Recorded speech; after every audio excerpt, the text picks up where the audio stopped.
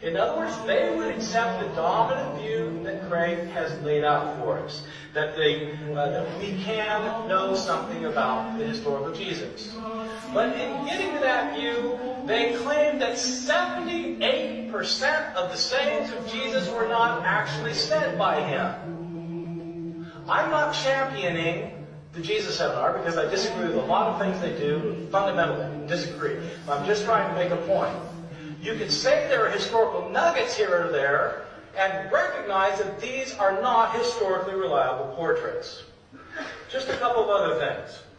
Craig wants to insist that our Gospels are better than the 2nd century Gospels historically. He's absolutely right about that. The New Testament Gospels are not historically accurate, and the 2nd century Gospels are even worse. Craig wants to say that the discrepancies do exist in the Gospels. He agrees with me on that, and I am so glad he agrees with me on that.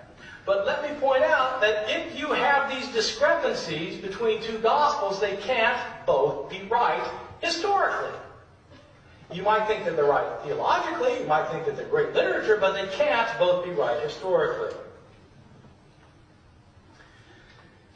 The question then, as Craig has paraphrased it, is, do the Gospels provide us a historically reliable portrait of Jesus? And he answers yes. I want him to tell me which one does. He's already told us that the Gospel of John does not, because it links theology and history. But so do Matthew, Mark, and Luke.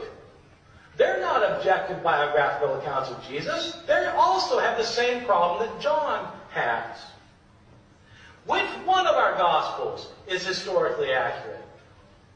If one of them is not accurate, then how can we say that they give us an accurate portrayal of Jesus?